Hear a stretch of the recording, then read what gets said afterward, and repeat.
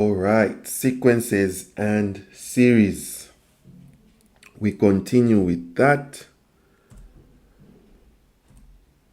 At the end of this lesson, you will be able to find the sum to infinity of a geometric progression. Sum to infinity. Very interesting. Okay, let's consider the following GP. 1/2, a quarter, and 1/8. Let's firstly find the sum of the first n terms. This is something that we are familiar with. So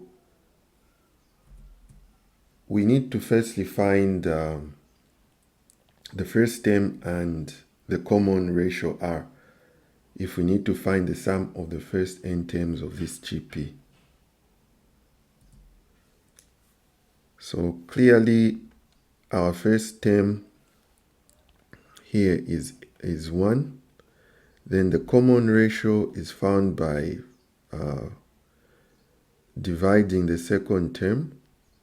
You divide the second term by the first term. So we're going to divide half. We say half divided by 1. And what we're going to have is half.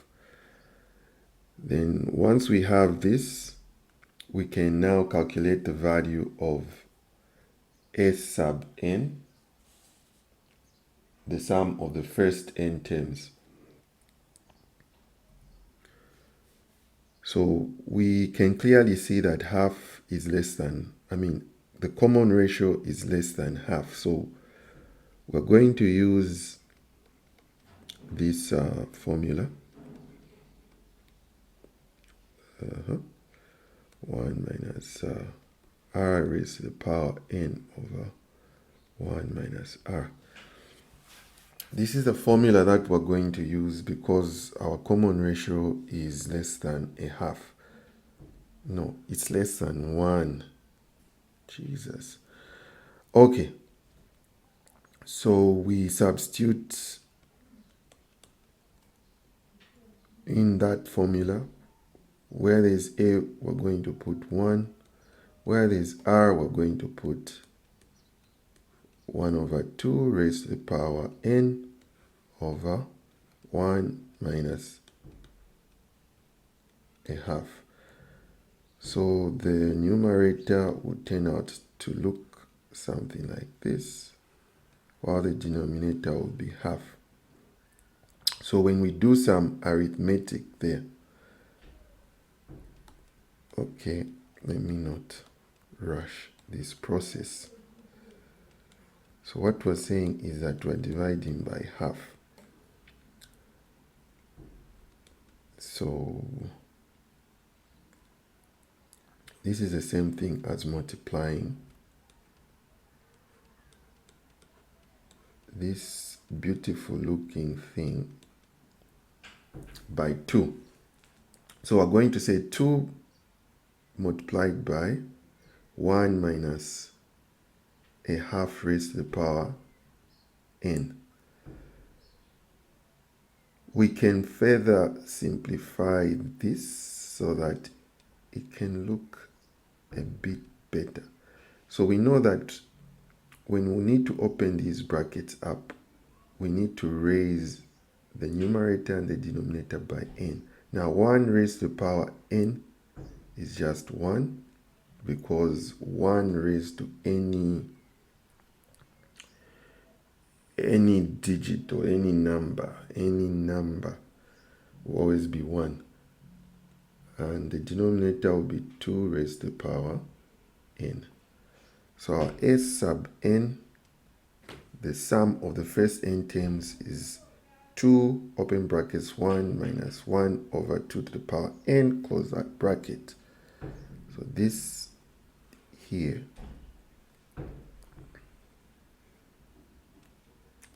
is the sum of the first n terms. So we have the sum of the first n terms of the GP. Now, what we need is to find the sum to infinity of this GP. We want to find the sum to infinity of this GP. So what we need to do is we need to make n bigger and bigger.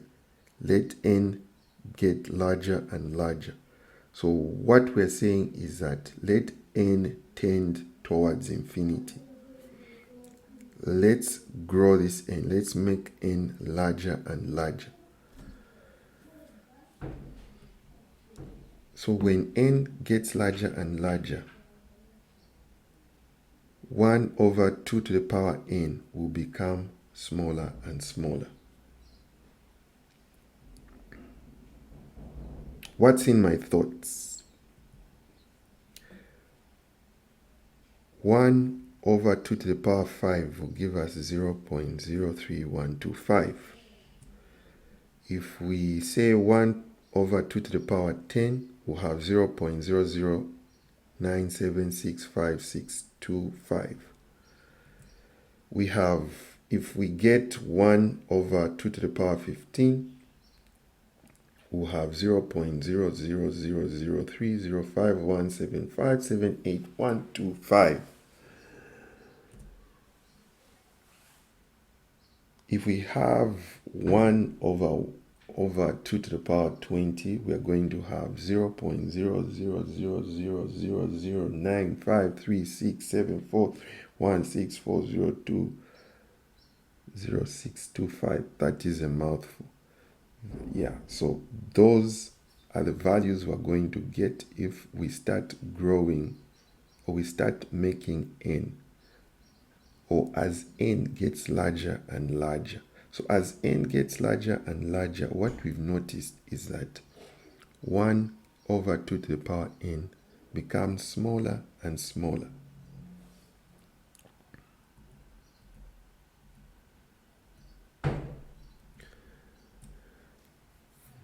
We can also say that 1 over 2 to the power n tends to 0.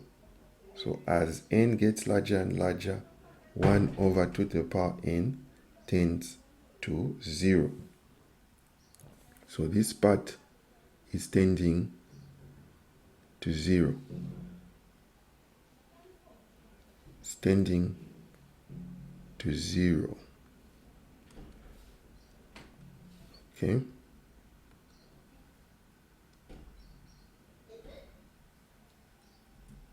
So the expression in the brackets will get closer and closer to 0 because 1 over 2 to the power n is becoming smaller and smaller. It's tending towards 0. So what happens is that the expression in the brackets is getting closer and closer to 1. So we can say that S sub n will get closer and closer to 2 because what's in the brackets is getting closer to 1. So 1 multiplied by 2 will give us a 2. So S sub n, the sum of the first n terms, is getting closer and closer to 2. So we can also simply use a paper and pen and a calculator and calculate these values. So let me help you with that. Let me help you to see the calculated values of S sub n. When n is 5, we're going to have 1.9375. When n is 10, we're going to have 1.998046875. When n is 15, we're going to have 1.99389648. I'm not going to go through the entire table, but you can see the trend. As we have larger and larger values of n, S sub n, the sum of the first n terms, is getting closer and closer to 2. When n has a value of 30, S sub n is going to have a value of 1.9999999, which is close to 2.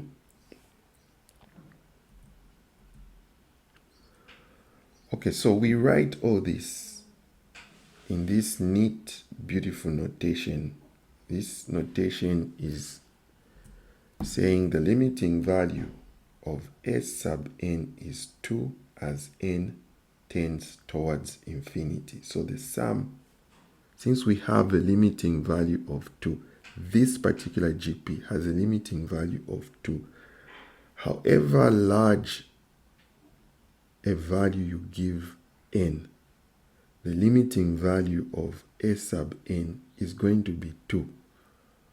So since this GP has a limiting value, we say it also has a sum to infinity. So if this limiting value, which is a 2, is what we're calling the sum to infinity of this GP. This can also be illustrated in this graph.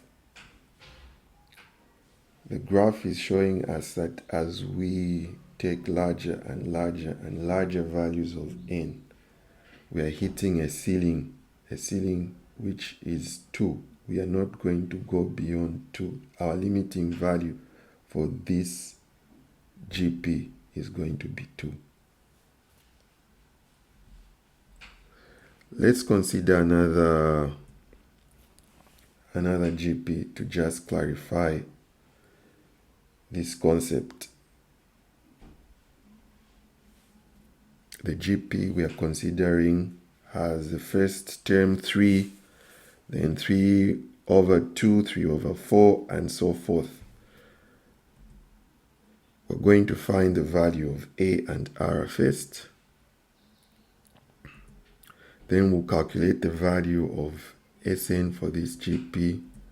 We're going to calculate the values of Sn correct to 8 places for n being 5, n being 15, n being 25.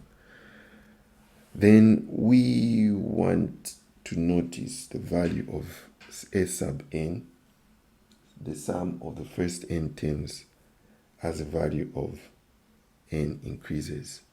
You can pause this video and work out this problem.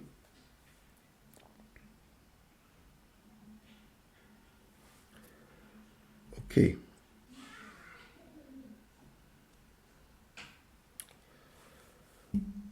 Okay, so let us work this one out together. We find the first term and the common ratio. It's clear to see that the first term is 3. The common ratio, we're going to get the second term and we'll divide it by the first term. This is simple arithmetic. Yes, this 3 is 3 over 1. When you introduce the multiplication sign, 3 into 3, 1, 3 into 3, 1. So we have our common ratio being equal to half. Next, let's find the value of S sub n, the sum of the first n terms.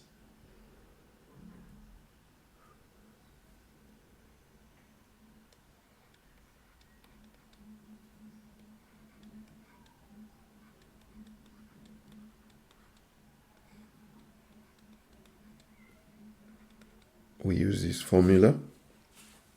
We substitute the values.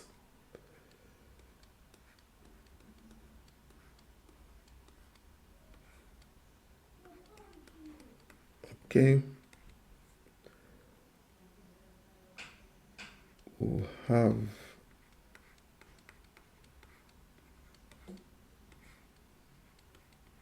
this with the magic of simple arithmetic.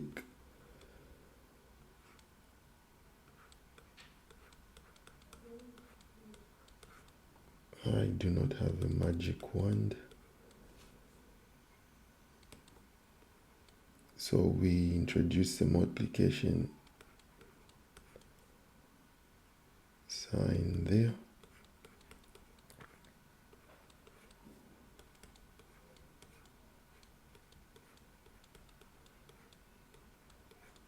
Okay. Okay. Let's make what's in the brackets beautiful. Okay, so S sub n will be equal to 6, open brackets 1 minus 1 over 2 to the power n, close that bracket. Okay.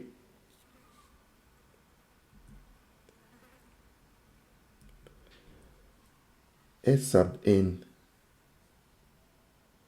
is equal to 6, open brackets 1 minus 1 over 2 to the power n, close that bracket. The next step is to start making n larger and larger. We want to see that n tends towards infinity. Oh, that's not the case. We're given specific things. Yeah, we're doing the same thing. We're making n larger and larger, but we have specific values. We have values for n, which is 5, n is 15, and n is 25. So when we calculate a sub n for n is equal to 5, we're going to have 5.812500. When we calculate s sub 15, we're going to have 5.9981689. When we get n to be 25, we're going to have 5.999982. When you look at the trend, when we look at this trend, we need to have things ringing in our brains. What do you notice about the value of a sub n as the value of n increases? What we are noticing is that a sub n is tending towards 6 as the value of n tends towards infinity. So the limiting value of a sub n as n tends towards infinity is 6. So the sum to infinity of this GP is going to be 6. The limiting value is 6. Therefore, the sum to infinity of this GP is 6. Okay, let us consider the last GP. Let's consider the last GP.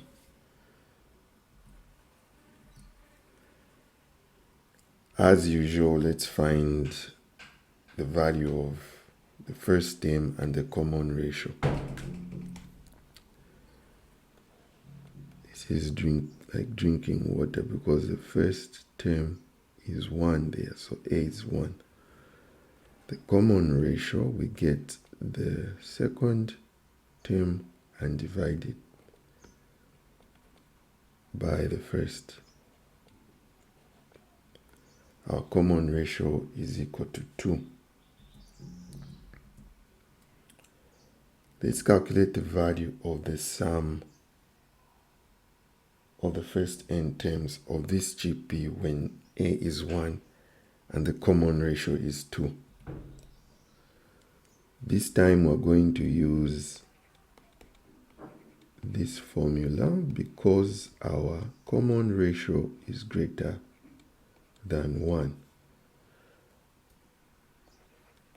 S sub n will be equal to, where there is a, we substitute with a 1. Where there is r, we're going to substitute with 2. 2 to the power n minus 1 over 2 minus 1. We make everything beautiful by simplifying. When we simplify, S sub n will be equal to 2 to the power n minus 1.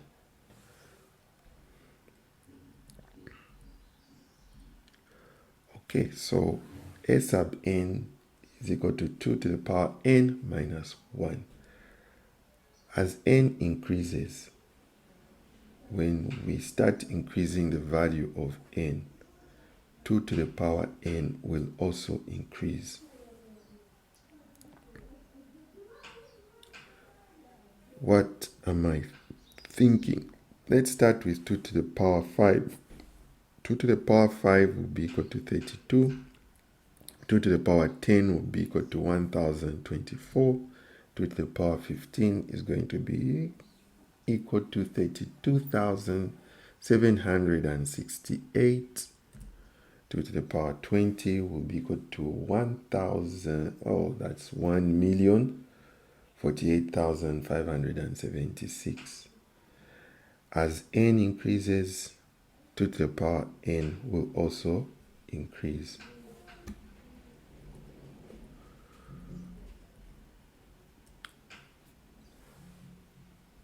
So as we continuously increase this n, as n continually increases, we find that 2 to the power n minus 1 will increase beyond any bound. It will increase without limit.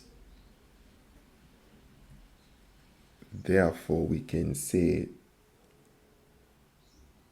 a sub n, the sum of the first n terms, will tend towards infinity as n tends towards infinity, meaning we have not, we are increasing this n and it's continuously increasing. Infinity is not a number. It is a symbol to indicate that n and a sub n continually increase without limit. That is a symbol we use to say this thing is increasing continuously without limit. There's no limit. So the GP does not have a limiting value because a sub n is increasing beyond any bound. Since the GP does not have a limiting value, the GP does not have a sum to infinity. So this particular GP will not have a sum to infinity. The end.